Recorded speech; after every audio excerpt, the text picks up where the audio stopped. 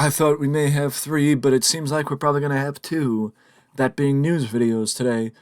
We're going to start with a continuation of a report that I put out yesterday, or put together yesterday, with Kyle O'Reilly's post-surgical issues. Kyle O'Reilly recently wrote on Instagram, "New year, new me." I hate how cheesy that and cliche that sounds, but in the case of Kyle O'Reilly in 2023, it rings very true. Dealing with a post-surgical issue that I will disclose at a later date has caused me a lot of frustration, and I've spent the last few months of 2022 with anger and confusion. In order for me to return to the ring, I simply cannot come back as good as I was. I have to become better in every aspect of my athletic wellness. I have to train better, eat smarter, and recover with my intention. Or recover with intention. Many of you are aware of my battle with type 1 diabetes, and that also puts me at a disadvantage in terms of healing and recovery. Thankfully, working with the diabetic fighter has inspired me to regain control of my life and finally hop off the blood sugar roller coaster. I cannot recommend this man's service enough. In 6 days alone, I'm spending more time in my target range than I have in months. Then he goes on to praise another tag. "I haven't spoken much about my injury and the mental struggles I have faced, but I am realizing how therapeutic it is just to write this down. Our words have so much power, even if they're even if you're just thinking them or writing them down. So a new me is a necessity to ensure that I will once again have the honor and privilege to walk down the ramp, stepping through those ropes.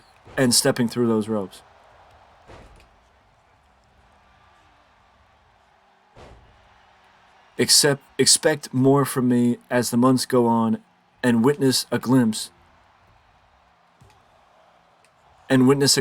into how I rebuild and retrain myself for a return that I can't wait for you all to see." So, as I mentioned yesterday, Kyle O'Reilly has been on the shelf since June of last year, according to a new report, or more information that I got over the last 24 hours. Kyle went through this surgery on his neck, or went down to have surgery on his neck in September of last year,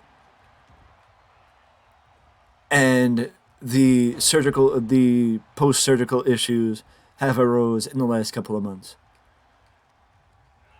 Kyle is among I guess if you want to use a sports term, he is among those on the AEW roster that are on the long-term IL, and it's unclear when or if Kyle will come back to the ring. As he says, "I simply cannot come back as good as I was. I have to come back better." And it's scary to think that at 35 years old, Kyle O'Reilly may be done with his in-ring career. I mean, I believe off the top of my head that I think Adam Cole may actually be younger. And the fact that Adam Cole, again, much like Kyle O'Reilly, the fact that Adam Cole's in-ring career could be over as well. I spoke about this yesterday. It's scary. It's sad. It's very sad.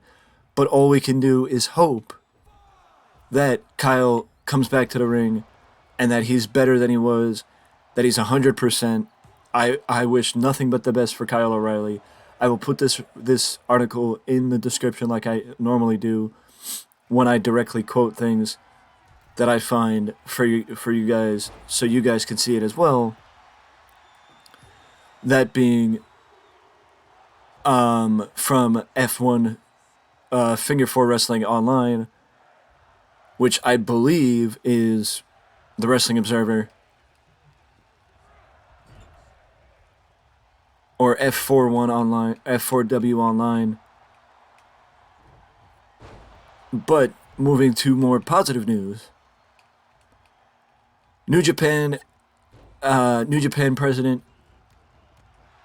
went on record today, or has went on record the last couple of days, to say that in 2023 they have every intention of rebuilding the NXT brand. I mean, the NXT brand, the New Japan World brand, and that they will do what it takes to rebuild the brand because with the fact that New Japan World was launched pretty much during the pandemic, it made it difficult to infuse the proper amount of quality into the product, and that they had to go with what they could. Like, their hands were tied pretty much. Their hands were tied pretty much of what they could do with New Japan World because of when it launched and when it was taking off, being during the pandemic. But now that we are welcoming ourselves back into, slowly integrating ourselves into the post-COVID world, it's allowing talent, companies like New Japan to become international again. And that is why they're trying to relaunch and rework things. I'm not going to sit here and say that they're going to go and do, pull a WCW 2000 where they drop all the titles and, do things that way where they, completely rebuild the company. But I'm going to sit here and say that maybe they will rebuild and refocus, and you'll start seeing talent that maybe you didn't normally see on New Japan World. I, for one, have never watched New Japan World and am not looking to watch New Japan World. But the fact that the fact that New Japan World has its own grouping of titles was news to me when I saw that they crowned Zack Sabre Jr. as New Japan World Television Champion. Because I didn't even know New Japan World had its own grouping of titles, let alone that Zack Sabre Jr. would be competing for New Japan World. But the fact of the matter is, they're going to be refocusing and giving more attention to New Japan World in 2023 now that they have the opportunity to have it where the handcuffs are off, I guess is the best way to put it. So keep an eye on New Japan World in 2023 because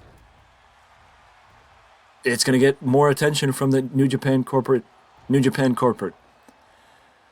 Speaking of something that's going to get more attention, or you hope that it's going to get more attention than it did last year, that being the Royal Rumble match, because thus far Ricochet, Austin Theory, Bobby Lashley, Santos Escobar, and Seth Rollins have all declared for the Royal Rumble match this year as far as the men's side. And right now only Candice LeRae, Rhea Ripley, and Liv Morgan have declared for the women's side. I have heard that a lot of people believe that Rhea Ripley is going to be the one that is crowned the Royal Rumble winner this year and is the favorite to win the Royal Rumble from the women's side to face Bianca Belair or Charlotte Flair at WrestleMania. I still think after last night, it seems like Bianca Belair and Alexa Bliss have a lot of unfinished business that could lead to Alexa Bliss getting into a prominent role or being featured in a prominent position at WrestleMania. So I don't know what's going to happen there. But what I do know is, well, for Alexa Bliss to win the Rumble, she kind of has to declare for it first. So we'll have to wait and see what happens there. But speaking of Bobby Lashley, Lashley is not alone because it seems to me that we may be going back to the Hurt business with Lashley being seen speaking to his former business associate, that being MVP, last night on Raw. Whatever happened with MVP and Omos seems to be a distant memory, and the Hurt business could be back very, very soon, because a couple of weeks ago, MVP was seen talking to Cedric Alexander and Shelton Benjamin, who were a part of the Tag Team Turmoil last night that was won by the Judgment Day. And with Lashley seen talking to MVP, Lashley also returned for the first time in a month since being suspended by WWE official Adam Pearce. So it seems like the slow build burn is leading us to the the Return of the Hurt Business, which would only do good things and be something good for not just Lashley, but Cedric Alexander, MVP, and Shelton Benjamin, much deserved for three, or well, four, because MVP is right up there as far as a talented individual, but four talented individuals being given their just due as far as television time and an opportunity. But either way, these have been my thoughts on wrestling. We got one more news video to come, and unfortunately, it has to do with Vince McMahon. Either way, though, these have been my thoughts on these specific subjects. If you have any comments that you would like to provide on anything that was talked about in this video, the previous one, or anything that you would like to talk about, let me know down in the comment section below. But with that being said, I will see you in the next video.